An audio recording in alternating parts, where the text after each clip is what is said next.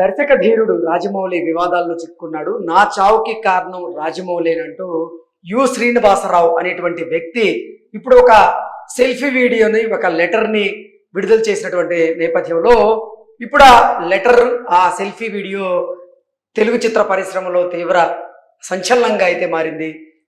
నిజంగా శ్రీనివాసరావు గారు రాజమౌళి గారి మీద చేస్తున్నటువంటి కమెంట్స్లో నిజం ఉందా లేదా అనేది మనం తెలుసుకునేటువంటి ప్రయత్నం చేద్దాం. ప్రస్తుతం మనతో పాటు ఉన్నారు ప్రముఖ సినీ విశ్లేషకులు, ప్రముఖ సీనియర్ జర్నలిస్ట్ యజ్ఞమూర్తి గారు. వారితో మాట్లాడారు. యజ్ఞమూర్తి గారు నమస్తే. నమస్తే. యజ్ఞమూర్తి గారు, దర్శక ధీరుడు రాజమౌళి ఇప్పుడు వివాదాల్లో చిక్కుకున్నారు. నా చావుకి కారణం రాజమౌళి అంటూ శ్రీనివాసరావు అనేటువంటి వ్యక్తి ఇప్పుడు రాజమౌళి గారి మీద అనేకమైనటువంటి ఆరోపణలు చేస్తూ ఉన్నారు. ఒక సెల్ఫీ వీడియోని విడుదల చేశారు. కొన్ని లెటర్లు కూడా ఆయన ఇప్పుడు మీడియాకి విడుదల చేసినటువంటి నేపథ్యంలో ఏంటి అసలు నిజంగా శ్రీనివాసరావు గారు చేస్తున్నటువంటి ఆరోపణల్లో నిజం ఉందా అంటే ఏం చెప్తారు? నిజంగా చెప్పాలంటే అది ఒక కలకలం సృష్టించింది అని చెప్పాలి. ఎందుకంటే రాజమౌళి ఎటువంటి స్టేచర్ ఉన్న వ్యక్తి మనందరికీ తెలుసు. సో ఆయన మీద ఇలాంటి ఎలిగేషన్స్ అని మొత్తం కూడా ఒక్కసారి ఇండస్ట్రీ వాళ్లే కాదు, మొత్తం తెలుగు వాళ్ళందరూ కూడా, ఆ మాట వస్తే దేశంలో ఉన్నటువంటి సినీ ప్రియులందరూ కూడా ఒక్కసారి ఉలికిపాటుకు గురైనటువంటి సందర్భం అని చెప్పాలి. ఎందుకంటే నా చావుకి కారణం, నేను చనిపోతున్నాను, నా చావుకి కారణం రాజమౌళి అని చెప్పేసి ఒక వ్యక్తి, అంటే మనకెవరికి కూడా తెలియని వ్యక్తి, ఎప్పుడో శాంతి నివాసం అని చెప్పేసి రాజమౌళి టీవీ సీరియల్ ద్వారా, ఆ సీరియల్ ద్వారానే తను దర్శకుడిగా పరిచయం అయ్యారు. అది రాఘవేంద్రరావు గారి బ్యానర్ నుంచి వచ్చిన సినిమా. అది ఆయన దానికి దర్శకత్వ పర్యవేక్షణ కూడా చేశారు. అప్పటి నుంచి కూడా మేము స్నేహితులు అని తనే చెప్పాడు. అందులో శ్రీనివాసరావు, ఉప్పలపాటి శ్రీనివాసరావు అంటున్నారు. సో ఆయన ఇప్పుడు ఏదైతే ఎలిగేషన్ చేశారో, ఒక లెటర్ రాశారు, ఆ లెటర్ ని చదువుతూ ఒక సెల్ఫీ వీడియో కూడా తీసుకున్నారు. అయితే ప్రస్తుతం ఆయన ఎక్కడున్నారు ఏంటి, ఎందుకంటే నేను చచ్చిపోతున్నానని చెప్పేసి అందులో చెప్పారు. సో మరి లెటర్ లో మెన్షన్ చేశాడు, సెల్ఫీ వీడియోలో కూడా చెప్పాడు. అంటే ఆ లెటర్ నే అందులో చదివి ఆ సెల్ఫీ వీడియో తీసుకున్నాడు. సో ఇవన్నీ కూడా మొత్తానికి మీడియాకి లీక్ అయ్యాయి.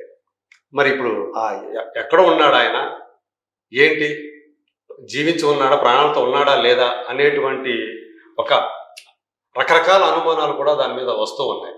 ఎందుకంటే ఆయన ప్రస్తావించినటువంటి అంశాలు కొన్ని నమ్మదగ్గగా ఉన్నాయి, కొన్ని నమ్మశక్యం కాని విధంగా కూడా ఉన్నాయి. సో ఆయన మాది 34 ఏళ్ల స్నేహం అని చెప్పాడు. ఎప్పుడో 1990లో మేమిద్దరం కూడా మొదటిసారి కలిసి, అప్పటి నుంచి కూడా మేమిద్దరం మంచి స్నేహితులు అయ్యాము. రామాయణం, మహాభారతం ఆడవాళ్ళ వల్ల జరిగాయి, అంటే ఆ యుద్ధాలు ఆడవాళ్ళ వల్ల జరిగాయని చెప్పేసి విన్నాను. మా జీవితాల్లో కూడా అలాంటిదే జరిగింది. ఒక అమ్మాయి మా ఇద్దరి జీవితాల్లో ప్రవేశించింది. అంటే మాది ట్రయాంగిల్ లవ్ స్టోరీ. తను మరి ఏం చేద్దామని చెప్పేసి, మా ఆ విషయం తెలిసింది నాకు, మేము మరి ఏం చేద్దామని చెప్పేసి అన్నాను. అతనేమో నన్ను సాటిస్ఫై చేయమన్నాడు. అది ఎట్లా కుదురుతుంది అని చెప్పేసి అన్నాను. ఒకవేళ ఒక పని చేద్దాం, ముగ్గురు కలిసి ఉందాం అన్నాను నేను. అది దారుణం అని చెప్పేసి రాజమౌళి అన్నాడు. దాంతో నేను పెళ్లి చేసుకుంటాను అంటే వేరే ఒకరిని పెళ్లి చేసుకుంటాను, మనం నలుగురం కలిసి ఉందాం అని చెప్పి నేను ఒక ప్రపోజల్ పెట్టాను. అది ఇంకా దారుణంగా ఉందని చెప్పేసి రాజమౌళి అన్నాడు అని ఇట్లా చెప్పుకుంటూ వచ్చాడు. దాంట్లో అక్కడ చూస్తే అక్కడ రాజమౌళి మరి చేసింది కరెక్టే కదా, అట్లా ముగ్గురు కలిసి ఉండటం అనేది కరెక్ట్ అయిన విషయం కాదు అని చెప్పేసి అన్నాడు. మళ్ళీ నేను పెళ్లి చేసుకుంటాను, నలుగురు కలిసి ఉందామంటే సమాజం ఒప్పుకోదు అని చెప్పేసి అన్నాడు అని కూడా అన్నాడు. మరి అక్కడంతా కూడా రాజమౌళి గురించి రాజమౌళి మంచిగానే చెప్పాడు కదా, మంచి సలహాలు ఇచ్చాడు. కాకపోతే ఈయన్ని సాక్రిఫైస్ చేయమన్నాడు అని ఏదైతే చెప్పాడో అది ఆయనకు నచ్చలేదనే విషయం అక్కడ అర్థమవుతూ ఉంది. సో మొత్తానికి అంటే యమదొంగ సినిమాకి నేను ఎగ్జిక్యూటివ్ ప్రొడ్యూసర్ గా కూడా పనిచేశాను. నా పేరు దాంట్లో టైటిల్ కార్డులో ఉంటుంది, చూసుకోవచ్చు. శ్రీనివాసరావు 1 2 3 4 అని దాంట్లో ఆ టైటిల్ కార్డులో వేశారు. అది నిజమే, ఆయన చెప్పింది అది అయితే నిజమే. మరి ఆ శ్రీనివాసరావు మరి ఇప్పుడు ఎందుకంటే ఈయన నెంబర్ 1 డైరెక్టర్ అయిపోయిన తర్వాత నా మీద డౌట్ వచ్చింది. నేను ఈ విషయాలన్నీ కూడా ఎక్కడ బయట ఎవరికన్నా చెప్పానేమో అని చెప్పి డౌట్ వచ్చి అప్పటి నుంచి కూడా నన్ను టార్చర్ పెడుతూ వస్తున్నాడు. ఏం టార్చర్ పెట్టాడు ఏంటి అనేది మాత్రం అందులో ఏమి వివరంగా మెన్షన్ చేయాలి, ఆ టార్చర్ ఏంటని. ఏంటి అసలు నిజంగా ఈ శ్రీనివాసరావు గారు రాజమౌళి గారి స్నేహితులేనా అంటే ఏం చెప్తారు? ఇప్పటి వరకు కూడా అంటే చాలా మందికి తెలుసు మీ ఇద్దరు మంచి ఫ్రెండ్స్ అనే విషయం ఆయన చెప్పాడు. ఉమ్, కానీ ఎవరు కూడా ఇప్పటి వరకు కూడా యు శ్రీనివాసరావు అనే అతను ఏంటి అనేది ఇంకా చెప్పలేదు ఎవరు మనకి. ఉమ్, నిజంగా ఒకవేళ ఫ్రెండ్షిప్ ఉండి ఉంటుంది. కానీ ఈ టైంలో ప్రస్తుతం రాజమౌళి మనకు తెలుసు ఉమ్, మహేష్ బాబు తోటి ఒక ప్యాన్ వరల్డ్ సినిమాని ఆయన రూపొందిస్తూ ఉన్నారు. ఉమ్, సో దుర్గా ఆర్ట్స్ అనే బ్యానర్ ప్రతిష్టాత్మకమైనటువంటి బ్యానర్ అది. ఒకప్పుడు క్షణక్షణం లాంటి సినిమాలు తీసినటువంటి బ్యానర్ అది. Doctor KL Narayana producer. So ఇప్పుడు అలాంటిది అంటే మహేష్ బాబు ఆయన కాంబినేషన్ లో ఒక గ్లోబ్ ట్రాటింగ్ ఇతివృత్తం అని కూడా చెప్పారు. అంటే అందులో మహేష్ బాబు ఒక లోకం చుట్టే వీరుడిలాగా కనిపించబోతున్నాడు. ఉమ్, అందులో అమెజాన్ ఫారెస్ట్ బ్యాక్ డ్రాప్ అని కూడా చెప్పారు. సో దానికి సంబంధించినటువంటి ఫస్ట్ షెడ్యూల్ షూట్ ఇప్పుడు జరుగుతుంది హైదరాబాద్ లో, శివారు ప్రాంతంలో జరుగుతుంది, ఒక సెట్ లో జరుగుతూ ఉంది. ఉమ్, దాని తర్వాత ఫారిన్ షెడ్యూల్ ఉందని కూడా చెప్తున్నారు. ఇప్పుడు పైగా ఏంటంటే దాంట్లో ఆయన ఎందుకు సందేహాలు కలుగుతున్నాయి అంటే ఆ లెటర్ మీద కూడా ఉమ్, ఈయన మహామాంత్రికుడు రాజమౌళి ఉమ్. తనకి క్షుద్ర విద్యలు నేర్చుకున్నాడు, క్షుద్ర పూజలు చేస్తాడు. తనకి యాంటీగా ఎవరైతే ఉంటారో అంటే తన ప్రత్యర్థులు అనే వాళ్ళ మీద వాటిని ప్రయోగించేస్తాడు. ఉమ్, అట్లా చాలా మంది డైరెక్టర్ మీద తను నెంబర్ 1 అయ్యాడంటే కొంతమంది మిగతా డైరెక్టర్ మీద ఆ పూజలు చేసి ఆ క్షుద్ర పూజలన్నీ కూడా చేసి నెంబర్ 1 అయ్యాడు. చాలా మంది డైరెక్టర్లు ఎగిరిపోయారు.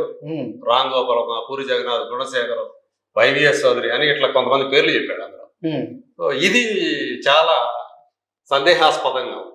పైగా ఇప్పుడు కొంతమంది అనిల్ రావుపూడి, అనురాఘవపూడి ఇలాంటి కొంతమంది డైరెక్టర్లు కూడా టార్గెట్ చేశాడు ఉమ్, ప్రస్తుతం ఫామ్ లో ఉన్న వాళ్ళని. అంటే తనకి ఎవరైతే అడ్డు వస్తారో వాళ్ళ మీద క్షుద్ర పూజ చేస్తాడు అన్నట్టుగా అందులో రాసుకొచ్చాడు. ఉమ్. సో ఇవన్నీ కూడా పైగా తను ఈ పూజలన్నీ కూడా మోడర్న్ గా చేస్తానని చెప్తున్నాడు. ఓకే. ఎట్లా మోడర్న్ చేస్తాడంటే 7th సెన్స్ అని ఒక సినిమా వచ్చింది ఉమ్, సూర్య. అవును. అందులో విలను ఎలా చేస్తాడో ఆ క్షుద్ర పూజలు అలా చేస్తాడు అతను మోడర్న్ స్టైల్లో. ఉమ్, అవి మనం రుజువు చేయలేము వాటిని. ఉమ్, దాని ఒకటే పరిష్కారం ఆయనకి లై డిటెక్టర్ టెస్ట్ కనుక చేస్తే ఈ విషయాలన్నీ కూడా ఉమ్, అంటే గతంలో ఎవరైతే వాళ్ళ జీవితంలో ప్రవేశించారో ఆ అమ్మాయికి సంబంధించిన విషయాలు చెప్తాడు. ఇప్పుడు తను క్షుద్ర పూజలు చేసి వీళ్ళందరినీ కూడా ఎగరగొట్టేసిన విషయాలు చెప్తాడు అన్నట్టుగా అందులో చివరిలో రాసుకొచ్చాడు. పోలీసులు దీన్ని సుముటో కేసుగా తీసుకొని ఉమ్, ఆయనకి పరీక్షలు చేయాలని చెప్పేసి ఆ శ్రీనివాసరావు అనే అతను రాసుకొచ్చాడు. ఉమ్, సో ఫస్ట్ పార్ట్ చూసినప్పుడు అది కొంచెం నమ్మదగ్గగానే ఉంది. నిజమేమో ఒకళ్ళు నిజంగా అందరు ఎవరైనా మామూలుగా మన జీవితాల్లోకి ఆడవాళ్ళు రావడం అనేది సర్వసాధారణం. పైగా యంగ్ స్టేజ్ లో ఉన్నప్పుడు అది కూడా ఎప్పుడు తనే చెప్పాడు శాంతి నివాసం సీరియల్ టైం అని చెప్పేసి. ఉమ్, మరి ఎవరు వచ్చారు ఏంటి అనే వివరాలు అయితే మనకు ఆ పేరు మనం చెప్పట్లేదు. ఉమ్, ఇది అంతవరకు చూస్తే నమ్మదగ్గగా ఉంది. కానీ ఆ కింద ఏదైతే క్షుద్ర విద్యను నేర్చుకున్నాడు, ప్రయోగిస్తున్నాడు వీళ్ళ మీద, ఉమ్. వీళ్ళందరూ కూడా డౌన్ అయిపోయారు అనే దగ్గరకు వచ్చేటప్పటికి తేడా పడుతూ ఉంది ఖచ్చితంగా. అది మొత్తానికి అంటే అతను అంటే మానసిక స్థితి రాజమౌళి గారి ఇమేజ్ ని డ్యామేజ్ చేసేందుకే ఆ ఒక కుట్ర జరుగుతుంది. ఆ కుట్రలో భాగంగానే యు శ్రీనివాసరావు అనేటువంటి వ్యక్తిని ఒక పావుగా వాడుకొని కొంతమంది ఇటువంటి చర్యకు పాల్పడ్డారు అనేటువంటి వార్తలు కూడా వస్తున్నాయి. దీన్ని ఎలా చూడాలంటారు సార్? అది కూడా నిజమయ్యే అవకాశాలు కూడా ఉన్నాయి. ఉమ్, ఎందుకంటే మనం చూస్తూ ఉన్నాం ఇప్పుడు దుబాయ్లో జరిగినటువంటి ఒక ఇన్సిడెంట్. ఉమ్, కేదార్ సెలగం శెట్టి అనే ఒక యువ నిర్మాత చనిపోయాడు. ఉమ్, ఆ చనిపోవడం అది సహజ మరణమా కాదా చాలా అనుమానాలు ఉన్నాయి దాని మృతి మీద. అవును. అప్పుడు దాకా పార్టీలో హుషారుగా ఉన్నటువంటి వ్యక్తి ఉమ్, దుబాయ్లో జరిగిన పార్టీ చాలా మంది సెలబ్రిటీలు కూడా దానికి అటెండ్ అయ్యారు. ఉమ్, సో ఇతను తన ఫ్లాట్ వచ్చి అక్కడ చనిపోవడం, అదే ఫ్లాట్ లో ఒక తెలంగాణకు చెందినటువంటి ఒక రాజకీయ నాయకుడు ఉండటం, ఎక్స్ ఎమ్మెల్యే అది మాజీ ఎమ్మెల్యే ఉండటం, ఇప్పుడు ఆ మాజీ ఎమ్మెల్యే చాలా కీలకంగా మారాడు. ఇవన్నీ కూడా దీని వెనక అంటే మనం రేవంత్ రెడ్డి గారి స్టేట్మెంట్ కూడా చూసాం. ఉమ్, సో డ్రగ్స్ ఎవరైతే డ్రగ్స్ లింకులు ఉన్నాయో వాళ్ళందరూ కూడా చనిపోతున్నారు, ఒకరి తర్వాత ఒకరు చనిపోతున్నారు, దీని వెనక ఏదో ఉంది, మొత్తం కుట్రకోణం ఉంది ఈ కేదార్ చనిపోవడం వెనక అనేటట్లుగా ముఖ్యమంత్రి మాట్లాడిన మాటలు ఏవైతే ఉన్నాయో అవి ఇప్పుడు దానికి దీనికి ఏమైనా లింక్ ఉందా? ఓకే. ఆ కేదార్ విషయాన్ని పక్కదారి అంటే మర్చిపోవడం కోసం, సైడ్ లైన్ అవడం కోసం, మీడియా దృష్టి సైడ్ లైన్ అవడం కోసం దీన్ని ఇప్పుడు రాజమౌళి విషయాన్ని కనుక తీసుకొస్తే అందరూ కూడా, ఎందుకంటే పెద్ద సెన్సేషన్ డైరెక్టర్, నెంబర్ 1 డైరెక్టర్ కాబట్టి దీని మీద ఫోకస్ అంతా కూడా మీడియా ఫోకస్ అంతా కూడా ఇటువైపు మడుతుంది. ఓకే. అంటే ఇప్పుడు ఈ కేదార్ నాది సంబంధించినటువంటి మృతి వ్యవహారం ఏదైతే ఉందో దాని చుట్టూ కూడా బీఆర్ఎస్ నాయకుల హస్తం ఉందన్నట్లుగా కొన్ని అనుమానాలు వ్యక్తం చేస్తున్నటువంటి నేపథ్యంలోనే ఆ అంశం నుంచి ఇప్పుడు బయటపడేందుకే ఈ లెటర్ కూడా ఇప్పుడు తెలుగు చిత్ర పరిశ్రమలో కలకలం రేపుతుంది అన్నట్లుగా కొంతమంది చిత్రీకరించేటువంటి ప్రయత్నం చేస్తున్నట్టు నేపథ్యంలో అంటే దానికి దీనికి లింక్ ఉండేటువంటి అవకాశం ఉందంటారా? మనం కొట్టుపారేయాలి ఆ లింకులు ఉండే, ఎందుకంటే అదే నేను చెప్పినట్టుగా ఆ కేదార్నాథ్ విషయాన్ని పక్కదారి పట్టించడానికి లేదా మీడియా దృష్టిని మరల్చడానికి రాజమౌళి ఇష్యూని తీసుకొచ్చారు అనేటువంటి వాదన కూడా ఇప్పుడు ఇండస్ట్రీలో వినిపిస్తూ ఉంది. బయట కూడా కొంతమంది అవే డౌట్లు వ్యక్తం చేస్తూ ఉన్నారు. సో ఈ యు శ్రీనివాసరావు అతను అసలు మానసిక నిజంగానే ఒకవేళ అది కాదనుకున్నా అతను మానసిక పరిస్థితి ఏమిటి? ఎగ్జాక్ట్లీ, అంటే ఆయన మానసిక పరిస్థితి సరిగా లేదు, అందుకే ఆయన సెల్ఫీ వీడియోలో కూడా తలపడుతూ ఉన్నారు అనేటువంటి వార్తలు కూడా వస్తున్నాయి, వాదనలు కూడా వస్తున్నాయి. దాన్ని ఎలా చూడాలంటారు? అదే ఈ క్షుద్ర పూజలు అనే పాయింట్ ఏదైతే మెన్షన్ చేశాడో అది ఖచ్చితంగా ఆక్షేపణీయం. ఇవాటి రోజుల్లో ఇంకా అలాంటివి చేసి అంటే రాజమౌళికి అంత తీరిక ఉందా? క్షుద్ర పూజలు క్షుద్ర విద్యలు నేర్చుకుని క్షుద్ర పూజలు చేసి మిగతా డైరెక్టర్ల మీద ప్రయోగం అదే అది సాధ్యమయ్యే పనేనా? అసలు రాజమౌళి వివాదాలకు దూరంగా ఉండేటువంటి ఒక వ్యక్తిగా మనం మనందరికి తెలుసు. అలాంటిది ఈ వివాదంలో అసలు రాజమౌళి గారు ఎలా చిక్కుకున్నారంటే ఏం చెప్తారు? అదే ఇప్పుడు అలాంటి విషయాలన్నీ చెప్తే నిజంగా రాజమౌళి ఇట్లాంటి చేస్తాడు. ఎందుకంటే చాలా మంది డైరెక్టర్లు అందరూ కూడా ఇవాళ డౌన్ ఫాల్ లో ఉన్నారు.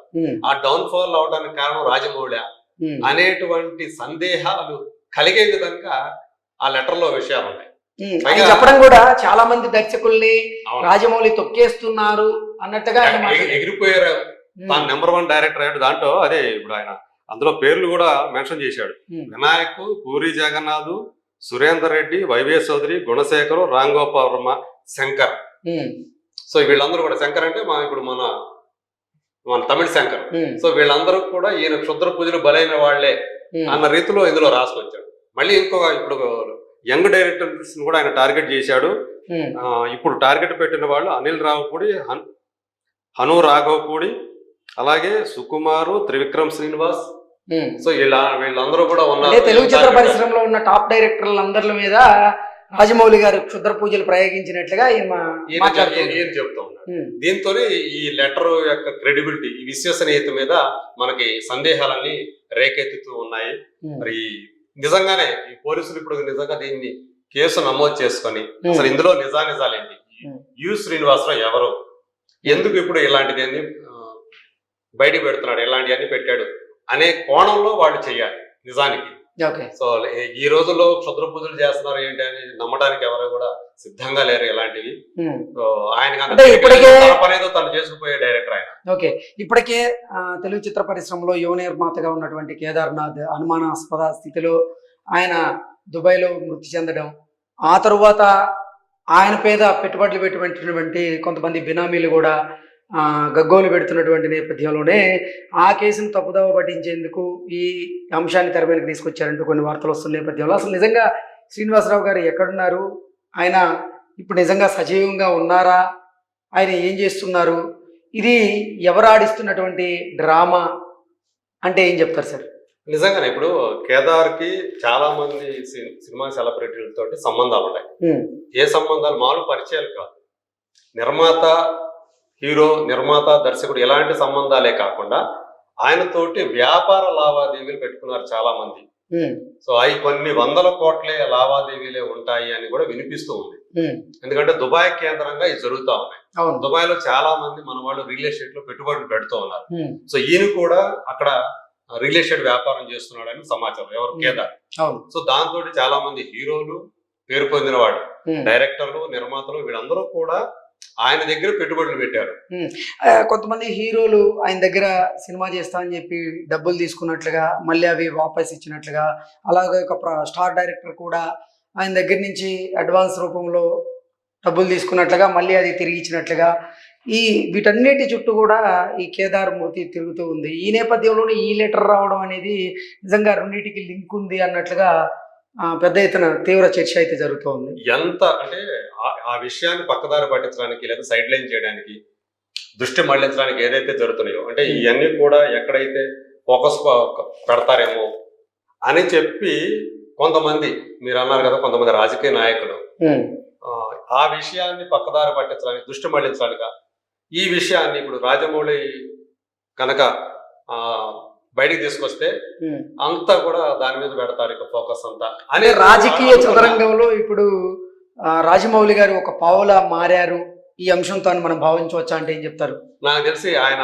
పావుగా మారే అవకాశాలు ఏమి ఉండకపోవచ్చు. ఆయన పేర్లు అయితే వాడుకుంటున్నారు కదా. అదే ఇప్పుడు అంటే ఆ అంశం నుంచి బయటపడేందుకు, ఆ అంశాన్ని దారి మళ్లించేందుకు రాజమౌళి గారి పేరును బద్నాం చేస్తూ ఇప్పుడు రాజమౌళి గారి పేరిట ఒక లెటర్ సోషల్ మీడియాలో చక్కర్లు కొడుతుందంటే ఆయన బద్నాం చేసినట్లే కదా, ఆయన పావం చేసి ఆడుకుంటున్నట్టే కదా. అవును, అంటే ఆ రకంగా చూసినప్పుడు ఆయన కూడా దీన్ని తేలిగ్గా తీసుకుంటారని నేను అనుకోను ఇప్పుడు. సో ఆయన కూడా దీనికి సంబంధించి కంప్లైంట్ ఇవ్వడము నేను అనుకోవటం అంటే తన మీద ఉద్దేశపూర్వకంగా ఒక కుట్ర జరుగుతా ఉంది. నాకు ఏ సంబంధం లేని వ్యవహారంలో నా పేరు లాగేసి ఇలాంటి నా పేరుని బదనాం చేయడానికి కుట్ర జరుగుతుందని చెప్పి ఆయన కూడా పోలీసులకి ఫిర్యాదు చేసే అవకాశాలు ఉన్నాయి. నేను అనుకోవడం అటు క్రిమినల్ కేసు ఇటు సివిల్ కేసు రెండు కూడా ఫైల్ చేసే అవకాశాలు ఉన్నాయి అనుకుంటాను. అసలు యు శ్రీనివాసరావు ఇప్పుడు ఎందుకు ఇన్ని సంవత్సరాలుగా ఆగి ఇప్పుడు ఎందుకు అంటే మనం ఎప్పుడైనా తనకు బాధ కలిగినప్పుడు ఆ పీక్ స్టేజ్కి వెళ్ళినప్పుడు ఎవరైనా సరే ఆ బాధను వ్యక్తం చేసే అవకాశం ఉంటుంది. కానీ ఇప్పుడు ప్రస్తుతం ఉన్న పరిస్థితుల్లో ఈ యు శ్రీనివాసరావు ఇలాంటి ఎలిగేషన్స్ చేయటం అనేది మాత్రం సర్వత్రా చర్చనీయాంశం అవుతోంది, వివాదాలకు కూడా కారణమవుతుంది. రాజమౌళి ఇలాంటి వాడా అనేటువంటి సందేహాలు రేకెత్తించేలా ఆయన సెల్ఫీ వీడియో తీసుకోవడం, అలాగే ఆ ఉత్తరం రాయటం, ఇవన్నీ కూడా నిజంగా ఇది చిన్న విషయం కాదు. సో ఇలాంటివి అంటే ఉపేక్షించినప్పుడు అంటే ఒక టాప్ డైరెక్టర్ మీద సంచలనమైనటువంటి వ్యాఖ్యలు చేయడం, అవును, వివాదాస్పదమైనటువంటి వ్యాఖ్యలు చేయడం, అవును, అంటే అసలు వివాదాలకు దూరంగా ఉండేటువంటి ఒక దర్శకుల మీద ఇటువంటి వివాదాలు రావడం అనేది నిజంగా చాలా బాధ. అవును, ఎందుకంటే ఆయన కుటుంబం ఫ్యామిలీ అంతా సినిమా కోసం పనిచేసేటువంటి మనం చాలా తక్కువగా చూస్తాం. ఇంట్లో చాలా వరకు కూడా మగవాళ్ళు పనిచేస్తూ ఉంటే సినిమా కుటుంబాల్లోనే, ఆడవాళ్ళు ఇంట్లోనే ఉండడం మనం చూస్తూ ఉంటాం. కానీ ఈయన కుటుంబం అలా కాదు, సినిమా కోసం మొత్తం అందరూ కూడా ఫ్యామిలీ అంతా. సపోజ్ రాజమౌళి విషయం, రాజమౌళి తండ్రి గారు, రాజమౌళి భార్య, రాజమౌళి కుమారుడు, అందరూ రాజమౌళి గారు, అలాగే ఆయన కజిన్ అయినటువంటి అన్న అయినటువంటి ప్రధాన కుమారుడు అయినటువంటి కీరవాణి కుటుంబం కూడా. సో అట్లా వాళ్ళు సినిమా కుటుంబాలంటే అంటే బెస్ట్ ఎగ్జాంపుల్ అని చెప్పేటువంటి కుటుంబాలని ఆ పేర్లు ఈ రెండు అని చెప్తారు. రాజమౌళి కానివ్వండి, కీరవాణి కానివ్వండి. సినిమా తప్ప వేరే లేకుండా ఒక సినిమా మొదలు పెట్టారంటే ఆ సినిమా కోసం వాళ్ళు మొత్తం అందరూ కూడా రంగంలో దిగి దాని మీదే ఫోకస్ పెట్టి పని చేస్తూ ఉంటారు అనేటువంటి పేరే అయితే ఉంది. ఇప్పటిదాకా రాజమౌళికి సంబంధించి అంటే ఆర్థిక పరమైన విషయాల్లో చాలా క్రమశిక్షణతో ఉంటారు అనే విషయం మాత్రం చెప్పుకుంటారు తప్ప ఆయన వల్ల ఒకరికి హాని కలిగింది అనో లేకపోతే ఇంకొకరికి నష్టం కలిగింది అనే మాట మాత్రం ఇప్పటిదాకా వినిపించలేదు. ఓకే, సో మనం నిజంగా ఈ లెటర్ని మాత్రం రెండు కోణాల్లో చూడొచ్చు. నిజంగా ఆయన మానసిక స్థితి బాలేక ఇటువంటి ఆరోపణలు రాజమౌళి గారి మీద యు శ్రీనివాసరావు గారు చేస్తూ ఉండొచ్చు అనేటైతే భావించవచ్చు. అసలు నిజాలు బయటకు తేలాలి అంటే మాత్రం మరికొంత సమయం వేచి చూస్తే కానీ దీంట్లో ఒక స్పష్టత వచ్చేటువంటి అవకాశం అయితే కనబడలేదు. Thank you so much sir.